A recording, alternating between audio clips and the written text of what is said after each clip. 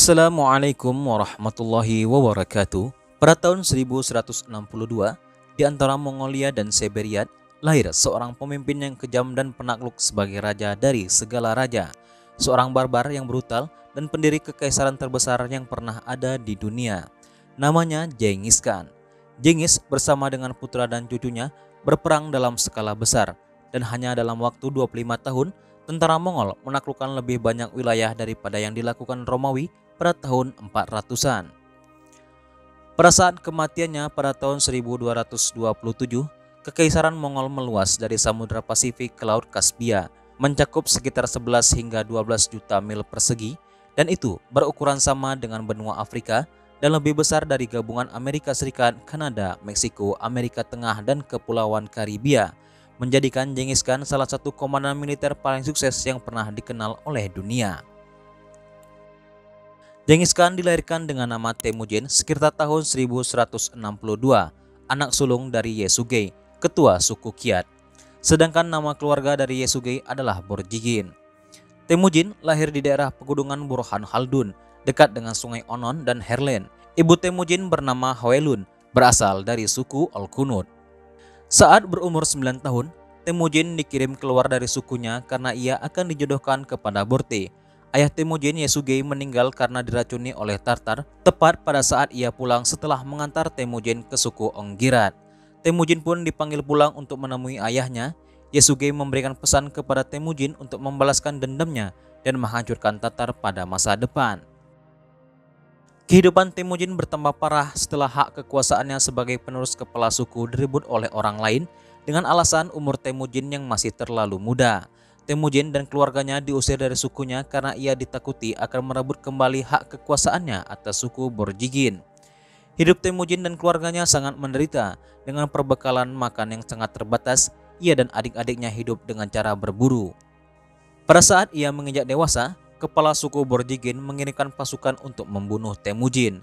Temujin berhasil tertangkap dan ditawan oleh musuhnya. Namun, ia berhasil kabur dari tahanan dengan pertolongan dari orang-orang yang masih setia kepada Yesugei. Pada saat menginjak dewasa, Temujin berjuang dan mengumpulkan kekuatannya sendiri. Temujin mempunyai teman baik yang juga merupakan saudara angkatnya yang bernama Jamuka. Ia pernah berkali-kali ditolong oleh Jamuka, yang merupakan keturunan dari suku Jadaran. Bersama-sama dengan saudara angkatnya, Temujin berhasil merebut kembali hak kekuasaannya atas sukunya dan juga Perserikatan Mongolia yang didirikan oleh ayahnya dahulu. Waktu demi waktu, wilayah Temujin menjadi semakin besar, yang dilakukan dengan cara menghancurkan musuh-musuhnya dan menggabungkan suku-suku dalam Perserikatan Mongolia. Musuh terbesar Temujin dalam sejarah ternyata adalah saudara angkatnya sendiri, Jamuka, yang sering mengadu domba Temujin dengan suku-suku lainnya, termasuk ayah angkat Temujin sendiri yang bernama Wang Khan. Setelah Temujin berhasil menyisihkan musuh-musuhnya dan melaksanakan perintah mendiang ayahnya, Yesugei, ia kemudian juga berhasil membalas kematian nenek moyangnya yang dibunuh oleh kerajaan Jin. Temujin kemudian diangkat menjadi Khan dengan gelar Genghis Khan, yang artinya Khan dari segala-galanya. Pada tahun 1206, Temujin telah menaklukkan sebagian besar Mongolia dan suku-suku yang tersisa dipaksa untuk mengakui dia sebagai pemimpin mereka. Pasukannya membunuh 10% populasi dunia pada abad ke-13 atau diperkirakan mencapai 40 juta orang.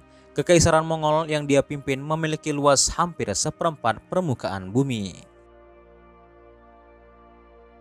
Pada tahun-tahun setelah menaklukkan Mongolia, Genghis Khan meluncurkan kampanye perang yang sukses melawan dinasti Jin, mengambil ibu kota mereka Zhongdu pada tahun 1215.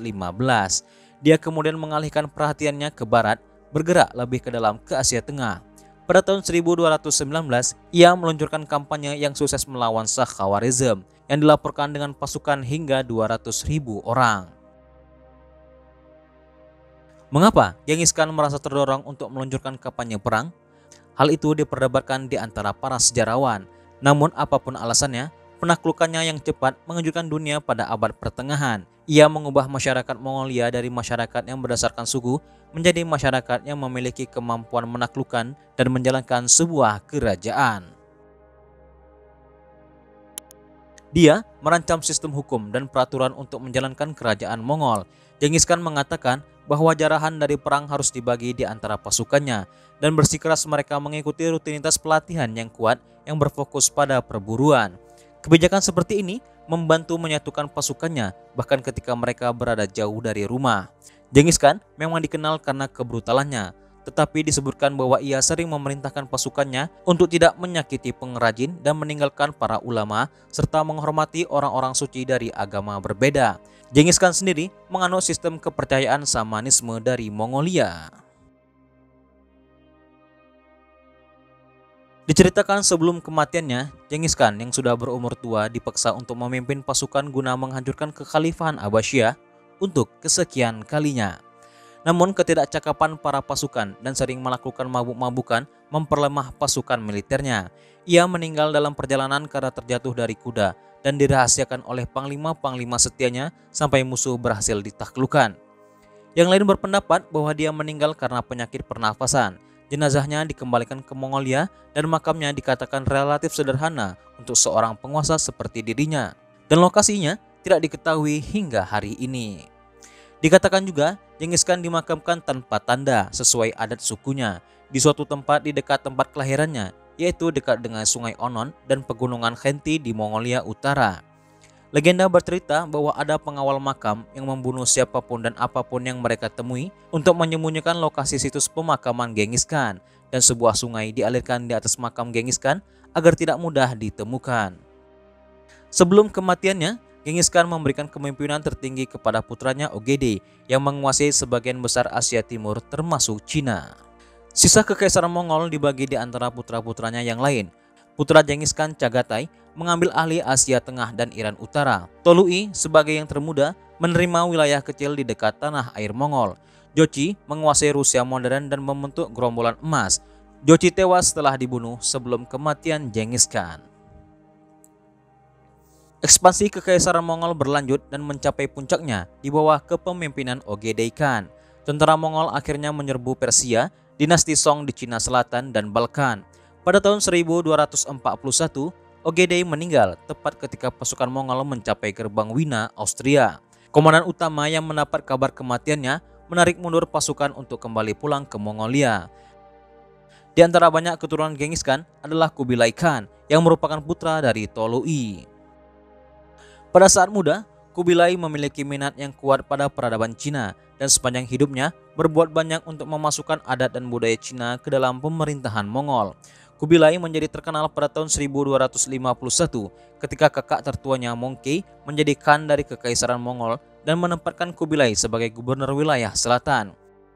Kubilai membedakan dirinya dengan meningkatkan produksi pertanian dan memperluas wilayah Mongol. Setelah kematian Mongkei, Kubilai dan saudaranya yang lain, Ariboke, berjuang untuk menguasai Kekaisaran Mongol. Setelah 3 tahun perang antar suku, Kubilai menang dan dia diangkat menjadi Khan Agung dan Kaisar dinasti Yuan Cina. Para ahli genetik memperkirakan bahwa 16 juta laki-laki atau sekitar 0,5% dari populasi laki-laki di bumi berkaitan secara genetik dengan Genghis Khan. Ini berarti dia menjadi ayah dari ratusan anak selama hidupnya. Sejumlah anak keturunan Genghis Khan di kemudian hari memeluk Islam. Mereka lah yang turut mendorong kebangkitan peradaban Islam sejak akhir abad ke-13 Masehi. Sekedar contoh adalah cicit Hulagu Khan Mahmud Ghazan yang menjadi mu'alaf sejak tahun 1295. Memang keputusannya beragama Islam mulanya adalah strategi militer untuk merangkul sekutu muslim di Persia. Bagaimanapun, tidak dapat dimungkiri bahwa pendiri dinasti Khan itu berjasa dalam menetapkan Islam sebagai agama resmi kerajaan. Alhasil, ratusan ribu orang Mongol berduyun-duyun memeluk agama Tauhid.